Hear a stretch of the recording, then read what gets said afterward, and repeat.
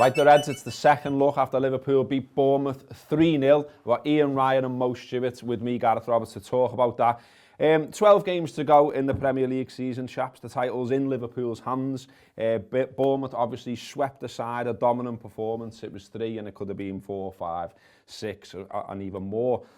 Everywhere you look right now, I mean, you know, there's the Man City thing again and obviously their performance, but I'm so not bothered about that. I can't be arsed talking about them. I'm sorry for mentioning it, everyone, because, you know, everywhere I'm looking, I just see positivity. That's the way I am. So Mo Salah's the top scorer in the league. Sadio Mane's just scored 4 games in a row, which is belter. Bobby Firmino's pulling off outrageous stuff. The keeper's got 14 clean sheets. 2 more points guarantees. Everton can't finish above us this season, and it's only February. Just had to get that dig in. Why have you mentioned Everton? Because I want to, because you're a shit. But no, the Reds look slicker, didn't they? More confident, more fired up. The crowd was brilliant too. You got players and managers on both sides coming out the last couple of days and saying what a brilliant atmosphere it was. So, feel good? Absolutely, and I think you mentioned it there. There was a real need to get 3 points, but actually as well, there was a real need to see performance, and I think we got both.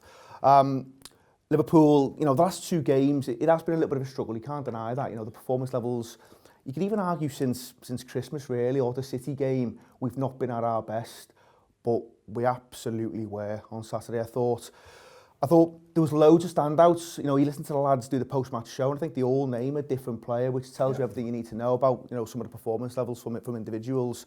I do think there's something in, you know, your opponent sometimes, and maybe being a nice opponent to play, and I think you could level that at Bournemouth. You know, they do give you space, you know, they concede an awful lot of goals. You know, looking at the stats before the game, I think there was only 4 teams in the league who conceded more goals. So you felt that Liverpool could get joy, and that's what happened. We get space, and we've got players, Robbo, who can take absolutely advantage of that, and I think, you know, it was good to see the front 3. You know, the interplay was back again. You know, they look really, really sharp. And you said there, you know, 4, 5 or 6, even more, it wouldn't have flattered us on the day. But also, you know, I think the midfield was something to be really excited about. You know, I remember doing a show after the reverse fixture, and I think the shape's slightly different that day, but Naby, Wijnaldum play, and I think Fabinho plays as well. And I think after that game, I thought, well, this could easily be Jurgen's go-to 3, if you like, for some of the bigger games. But then, you know, after that, you know, Naby's performance levels dip a little bit, just because he's adjusting to the league. And I think, you know, 1 or 2 have prematurely written him off. But on Saturday, that 3 complemented each other really, really well. And I think there's only positive to take from that performance on Saturday. It was another really big 3 points for the Reds. Everyone's happy, as I say, or should be, Mo. There was a good quote from Klopp, I thought, after the game. He said, these players, the character and mentality of these boys is the only reason why we are where we are. In the moments when you don't get a result, people doubt that immediately. It's the world, it's predictable, it's still not true. We can always use the character and attitude of the boys. That's what we did today. Combined with their outstanding football skills, we can win football games, and we will win football games. How many we will see.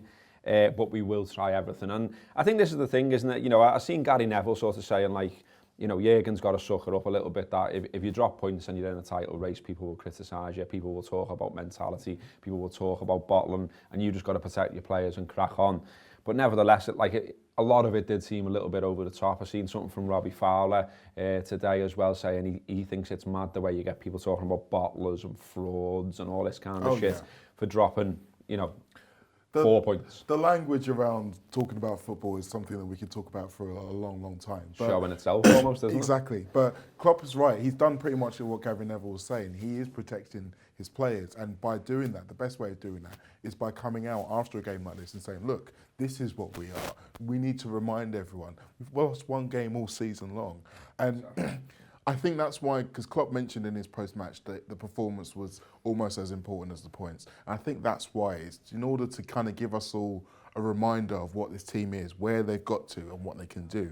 And we saw a lot of the things that we haven't seen in a while out of the team, about the performance. I'm talking about the kind of counter-pressing, winning the ball back in the opponent's half and leading to a shot. I'm talking about the kind of chances that you talked about, the patterns of play, the link-up between the forwards. It's all just been a little bit off. It was all on when we needed it to be there. And even the management of the game was better. I mean, one of the things that I've noticed previously is that we tried to do that calm containment football and eating the clock after taking the lead, after just going 1-0. But this time we were like, no, we need the second goal. And we kept up that intensity and we kept the pressure up. We got the second goal. Then we were able to be a bit more calm and contained. And it just works better. And I think everyone just felt better saying, these are the lads that we remember seeing. And it couldn't have come at a better time. It'd be great. I mean, talking about coming at a better time, it would have come at a better time for me personally if Liverpool didn't score immediately after half-time, because I keep missing these goals. There's a fella by me who's laughing his head off at me because, you know, I go and have a pint at half-time, I come back and like I think I've missed 3, because they keep starting the second half so well. They're coming out, you know, all the cliches flying out the traps and all that sort of stuff. They're doing that and they're scoring round about that early second half mark, quite a lot of teams now. Run through the stats then. Liverpool 65% of possession, 20 shots to Bournemouth 12, 9 on target, only 2 on target for Bournemouth. What else? Liverpool had 8 corners to Bournemouth's 5. 5 big chances for Liverpool, which only sort of underlines what we were saying, that it could and should really have been more. I think what's interesting as well is that you sort of expect maybe a side that comes to Anfield like Bournemouth sits in maybe a little bit, trying to defend, trying to nick one a little bit. I mean, they're probably more open than other sides. But nevertheless, Liverpool put in significantly more tackles than Bournemouth. And I think that just underlines what Mo says about the bit of the mojo was back in terms of like a determination, a confidence. They really, really wanted to get this result. And so you saw them put in 23 tackles compared to 12 from Bournemouth. You'd probably expect that to be on its head almost, that statistic, wouldn't you? Yeah, I think that's fair. And I think, you know, touched on the reverse fixture before. In that game, you do see Bournemouth try and be physical for about 20 minutes, but it's not the natural game, Robbo. And I think, you know, they are missing a number of players as well. It's important to mention that. But I think you're right. You know, Liverpool was straight out the traps. And I think they probably felt there was maybe a little bit of a point to prove. You know, they'll have been disappointed with those drop points against West Ham and Leicester. It was never the end of the world, you know, and the narrative around it's been a bit mad. We've touched on that already. But I think during a league season, you've got to expect, you know, teams are going to drop points. You know, a lot's been made of the City thing because they go and blow Chelsea away yesterday. But there's no fucking way they're going to be able to sustain that for the next 11 or 12 games. You know, there'll be peaks and troughs throughout the season. But Liverpool were, I think it was just, to see them play like that, I mean, the manager, he'll have been delighted with loads of what he saw. I think, you know, he references the second goal because for him, that's probably the ideal goal, where you win it back and then you break straight away. And the ball from Robertson's brilliant. I mean, you can talk about the finish from Wijnaldum, and it's been mentioned, you know, Bergkamp-esque, all those kind of things. But he does take it down lovely. But that was a brilliant goal for Liverpool. And one the manager probably, you know, you can see the value he will hold in that, the fact that we've been able to win it back so well, and then we break so well, and Bournemouth just aren't ready for it. And then the third one, I mean, my God, the third one. I mean, it's an unbelievable piece of play. I mean, you know, from Naby Keita, the through ball's world class, and then the actual flick from Firmino, he's got no right to be able to do that, and to put it in Mo's path the way he does allows Mo to kind of take that really early, and the finish is brilliant. And even the first goal, you know, I think I saw something kind of stat-wise around James Milner where he's now in, I think he's in the top 8 for assists in the Premier League, which is unbelievable really when you think about it. And some of the kind of, you know, other fans when they viewed that goal, there was the whole thing around like photoshopping Nathan Ake out of the still, wasn't it? Yeah, that was weird, wasn't it? A bit weird, that, lads, to be honest. Very, very Back to the Future shit going on there. People just disappearing out of photos and stuff. Go and get a girlfriend. But maybe that's what happens, you know, people will just start to disappear if Liverpool win the league. Imagine fucking Richard Keys, this big fuck off head on, like, you know, BN Sports just floating around in the last game of the season. So it's obviously upsetting people that Liverpool are doing so well. But even that first goal, I thought, you know, it really settled as it comes in about 20, 24 minutes, something like that, I think. And, you know, Mane takes it really, really well. And, you know, he headers it down, so the goalie's really got no chance. And I think you have to say, you know, looking at Sadio Mane, he's been excellent recently. He really has. You know, that's 4-4 for him now. But you know, there was a period of time in those previous games, Leicester, West Ham, where maybe it wasn't quite happening for Firmino. It maybe wasn't happening for Salah, in fairness, as well. You know, he's been shackled quite well. You see the change in shape and formation, which I think starts to bring the best out of Mo again. It allows him to pull onto that right side, and he's finding those little pockets between centre half and full back. But Mane was great again. And there was a number of players who hit peak performance, but fair play to him because he really has kind of almost carried that front three in the last 2 or 3 weeks. It's interesting as well. Mo said to me before we started the show that he'd watched the game back and he expected that if I looked up the expected goals stat, it was going to say something massive because Liverpool should have had loads of goals, like we keep saying. So I looked it up. StatsBomb, who we're now using for a lot of our stats this season and next. I had a look and the expected goals was 1.81.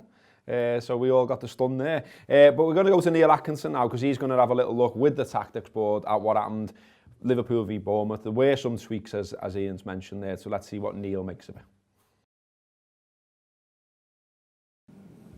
Liverpool returned to the 4-3-3 that we saw last season. They returned to Mohamed Salah starting from the right, Firmino through the middle, Mane off the left.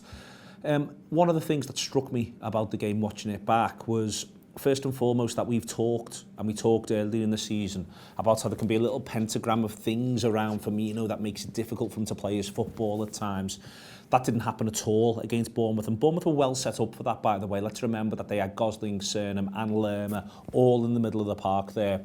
And for some reason, Firmino was able to break free of that, whereas, as I say, when we saw it earlier in the season, he was struggling with it a little bit. It might be that Bournemouth weren't that well sort of prepped for it. We haven't done much of it. But I wonder if it's more what was happening elsewhere.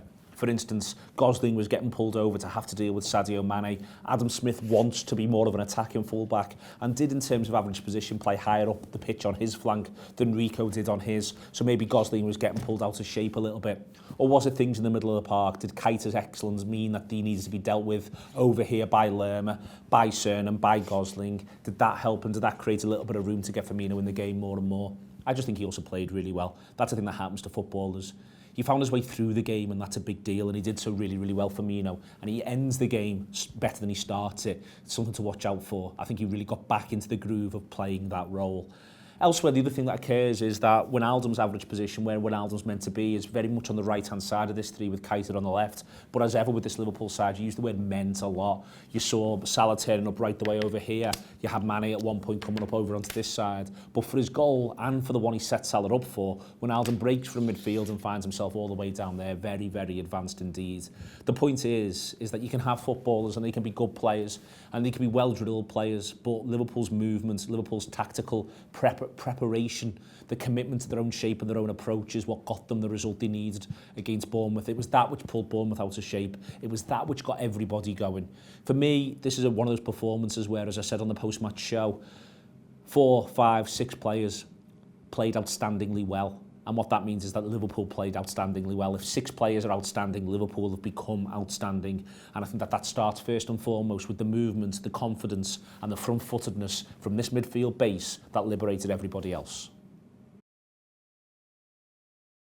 Okay, thanks to Neil there. As we keep touching on really, the midfield worked really, really well, didn't it? And you said earlier, you know, that could be a lineup that we could turn to again. And I thought it was interesting from Klopp in that he basically said that he's purposely looked to play Keita into form. He says Hendo maybe could have played. He says Lallana could have played again, but it was clear that Naby was pretty much one of the first on the team sheet, but for different reasons. Rhythm. So he's purposely done that to him, and Naby's, you know, 4th consecutive start, and it's probably, you know, his best performance in red, arguably. Leads the team in terms of touches, 120, passes in the opposition half, 63, duels, 15, winning the ball back, 12, and tackles, he put 7 in more than anyone else. Also as well on StatsBomb, they do measure pressure actions, which is essentially the pressing, which we know that the manager's massive on. And in terms of pressure actions then, in that game that we watched there, Naby, 39. The closest person on the pitch to him is Firmino with 22. Then it's Robertson, 21. What's interesting as well is the manager references that he played quite well against West Ham. Yeah. A lot of people obviously remember, you know, he's maybe switched off a little bit on the goal. But we looked before at the pressure actions in the West Ham game. And again, Naby's top of the list there. And I think there's been another game he's played in as well where it was the same again. So it's not the problem hasn't been that he hasn't been putting the effort in. No. It's just the quality we know he has. We haven't quite seen enough of it. But you know, he references the great ball he puts through.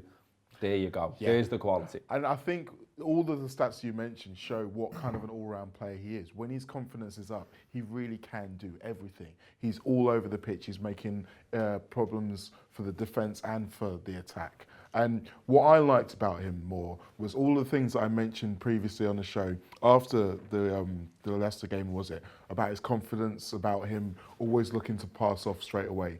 That's changed already. He's got his head up now. You can see him, he's now looking to say, what can I do to influence this game rather than passing it on to the next guy. And you could see the little building blocks in his confidence coming back. There was one move he did, sorry, in the beginning of the second half where it looked like he was going to put his foot on the ball and just to get the defender to slow down, then he just surged past him. That's the kind of Naby that I remember seeing when I first heard and saw about him. And the fact that we're getting this guy in, and like you say, it's after the fact that Klopp's ready to give him those 4 run of games to get that rhythm to go in. It feels like he can trust him in the system to be able to start expressing himself once we see that. And you're right, I believe that that midfield 3 could well be the death lineup, as they call it, that replaces what he went with towards the end of the Champions League season with Milner, Henderson and Wijnaldum. It offers the same things that midfield does in terms of they're all all-rounders, but they're all a little bit better at it, I think. And they're all a little bit fitter, a little bit stronger. So going forward, I really think that that could be something that we see to start to dominate and become as much as a unit as the 3 in front of them. I think there's, sorry Bob, I was going to say, I think in other games, I wouldn't go as far as to say he was hiding. I think that's been levelled him a little bit. I think it's been a bit unfair if I'm being honest. But I think there was times where maybe because of confidence, he maybe wasn't showing quite as much. But at the weekend, on Saturday, you see him showing in terms of taking it off the goalkeeper, taking it off centre-halves, because 1 or 2 things early on have come off for him, and you can see the confidence grows in the lad, and all of a sudden he wants to be on the ball, he wants to get on it, he wants to make things happen, and you saw a little bit of that. There was some green shoots, I thought, against West Ham second half. Yeah, he's starting to beat players and go past lads, and that's opening up space, and I think, it was more of a final ball thing that it wasn't quite coming off for him. But as they start to play with each other more and more, the front 3 and him, I think you'll start to see that link-up play really kind of, heightening stuff. And for me, it's always only been a matter of a time before you see Naby Keita. I think some of the kind of, the way he's been written off, it always felt a little bit harsh. You see other players in other teams, they've had to take time to settle and adapt. And, even if you look at someone like, say, Bernardo Silva at Man City, first season, you don't really see that much of him. And I think this season, you've seen Bernardo Silva really kick on to the point where actually he's one of Pep's mainstays now. But it did take him that 12 months where he wasn't getting used that much. And when he was, I think there was a physical thing, a speed thing, maybe a little bit too quick for him at first. You could probably say similar things about Keita, but now, after those performances, you want to see him in the next game. So maybe Bayern Munich, does the manager trust him to play in that game? Probably, because he knows Bayern Munich, he's played against them multiple times. Maybe the real test is when they go to Old Trafford, and does he back Keita then to start in that game? Because that's a fucking big football match, let's be honest. Now, does he look at someone like a Henderson, Fabinho and Wijnaldum? Well, actually, if Naby performs in the Bayern Munich game, why wouldn't you look to start him against United away? There's other interesting little bits as well. Are you trying to bust that? I don't know what's going on, mate, honestly, God. I'm a little bit concerned, I'm being honest. I'm thinking we're going to capture on video, you just go, fuck off. No, mate. I mean, that definitely won't go out, by the way. We get more followers. People keep saying, how come we haven't got more people subscribing to the channel? Well, you need to click subscribe for a start and tell everyone else you know to click subscribe, just why I'm on. But anyway, there were other interesting aspects to the midfield, though, weren't there? I mean, you saw Wijnaldum, and I remember, I said this to my mate in the cop during the game. I was like, I was joking, of course, but I just sort of said, mad the way Wijnaldum's up front here. But he was joining in a lot, and he seemed further forward a lot more. And seen something from Andrew Beasley this morning, the Echo, saying he took 5 touches in the opposition box, whereas I think it was, let me get it, in fact, 5 touches in the penalty area when he previously made a total of 21 in opposition boxes in the league all season. So there was definitely a little tweak there. Obviously he scores a lovely goal. It was great to have him back, and then we obviously only found out later that he was basically shitting through the eye of a needle for the previous 2 days. Yeah, and had to literally leg it off the pitch and go and visit the bog at our time, things like that. He moved quite quickly when he got subbed as well, I thought. Focused his mind, I'll tell you that much. Love the way Klopp told everyone as well. I know, yeah. Absolutely threw him under the bus. but cheers for that, boss. But in all seriousness, though, I think back to the beginning of the season when we first started noticing the emergence of Gini, he was the 6. He was the more defensive one of the midfield 3 to be able to do all of those things.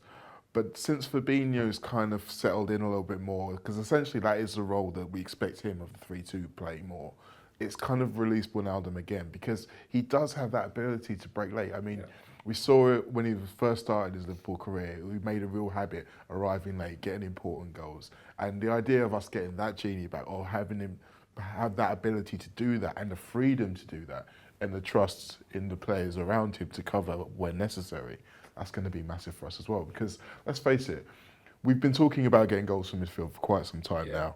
Wijnaldum has 2, Fabinho has 1, Keita and Henderson don't have any. I'm not entirely sure how many Shaqiri's got. I think it's about 4 or 5.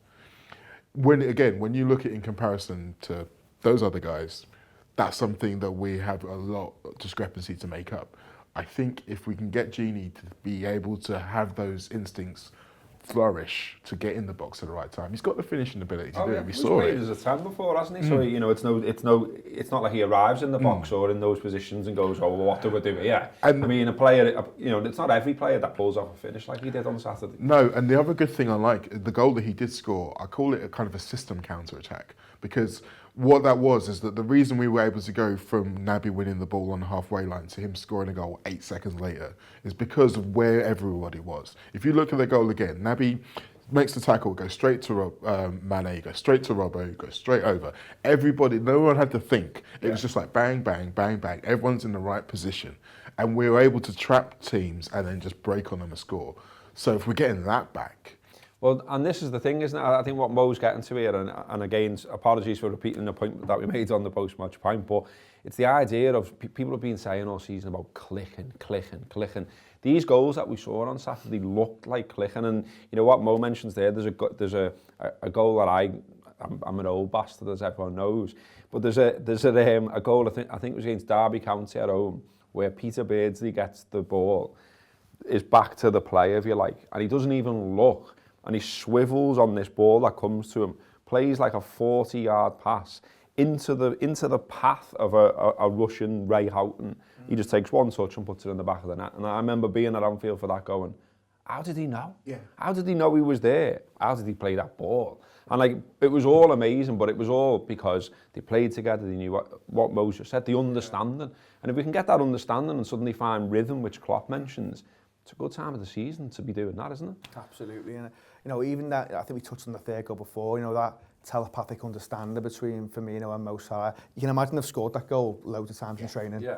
That just becomes second nature, where he knows exactly where he's going to be, and Mo just kind of eases himself into it and he tucks it away lovely. So yeah, Robbo, it's we're getting into that stage now where people will talk about what City are doing. I know you said before, don't want to mention it, but it's hard not to when you're in a title race with them. But people will look at what they're doing. But the bottom line is, it's in Liverpool's hands. There was talk after yesterday's game, and Souness and Carragher were debating what Liverpool would need to do to win this title. And maybe it is a case of you're going to have to win 11 out the next 12, but Liverpool could do that. Look at the fixture list. There's no reason why Liverpool can't go and win 11 out the next 12 and maybe draw the other one, or even actually go on a run and win all of them. I mean, that is difficult, don't get me wrong. But he wouldn't have took this situation. Yeah. 12 games to go, the title in your hands, like I said at the very top. You're taking that all day, aren't you? Because it's got to be put into the context, if we're going to touch on City, of what they've spent on the side, of who the manager is, of what they've got back to front, and we're keeping pace, stroke better than them. We should be happy with this, shouldn't we? Oh yeah, and I think anyone who was unhappy with it was probably partly because we got so close to it. And once you're that close to it, it's really easy to kind of overreact if you think things are slipping away. But this game was the perfect reset button for all of it. It reminded us all what we have, where we are, what we can do. And I think you're right. This is the perfect time for us to be getting all these things in. I am slightly nervous that we've now got another break without a game for over a week. But I'm confident that they're going to use that time, kind of like we hoped they did the first time, to get healthy rather than get sicker. Well, yeah, it'd be great if someone didn't have the shits when they came back, wouldn't it? I mean, we've got Bayern Munich and Man United next. Maybe can you all just eat healthy stuff, boys, and stop maybe go to Lord's rather than diarrhea. but on that, I mean, I think we touched on it before the Leicester game. Sometimes you do worry when there's a break about how that's going to impact on rhythm and stuff. But now, there are still one or two need to get back, and you think, well, it does give them a little bit more time to get the likes of maybe a Lovren fit. It'd be nice to see him at some fucking point. I don't know where he is, but it would be nice to see him play centre half again at some point. And obviously, you know, there could be a role for Chamberlain to play. Yeah, we don't quite know what he's going to be like when he comes back. But actually, you know, imagine having him back for the last, even if it was half a dozen games, and he can come off the bench and impact on games. So I said before, you know, Liverpool could go on a big run here. Don't get me wrong, Robbo, to suddenly win 11 and 12 on the bounce. We know how hard that is, but it has been done. You know, when you see Liverpool gain momentum, you know, they can be a really, really tough team to stop. And you look at all those fixtures there. I mean, after you get United out the way, all those away games, you know, Liverpool could easily go anywhere then and win. And they can go to Old Trafford and win, don't get me wrong, but that's the one that you think, that's going to be a really tough match. There's a couple of home games in there, but, you know, one of them's Chelsea. We've seen what they're like at the minute.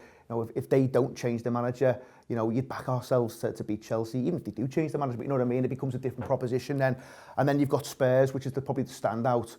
But again, you know, Liverpool, Anfield, you know, with the crowd behind us, I think, you know, both managers were right to reference just how good the crowd was on Saturday. Yeah. You know, we spoke a lot about it on the Team Talk show on Friday. It's been referenced by loads and loads of other people, but actually the crowd played a huge part. And you cannot underestimate just how big a part the crowd's still going to play in this run-in, because I think I said it, you know, on Friday, you know, a team, us, whichever team it is who are going for titles, you're going to need the crowd to play a part to get you over the line. And I thought, you know, every single person in that ground played a part on Saturday. It was really good. It was the right atmosphere. It was the right performance. It was the right result. And Liverpool now are in a very, very strong position to win the league. So who could ask for more, really? I know you all can. Don't at me. But, you know, we've got to be happy where Liverpool are. So that's been the second look from a happy group of people, a happy group of Liverpool fans. There's lots more content out there. People generally being positive, I would guess. There is a review being recorded right now in the other room behind the camera. You can get that if you subscribe to the Anfield App's Tour Player, which is a series of subscription podcasts. Go to theanfieldapp.com/subscribe. Give that a go. It's a good time to get involved. Loads of boss content, loads of good ideas being worked through as well for future stuff as well. So a good time to jump on board. As I say, click that subscribe button. Give this a share if you like it. And try to be kind for once in the comments. That'd be nice, wouldn't it? That's been the second look.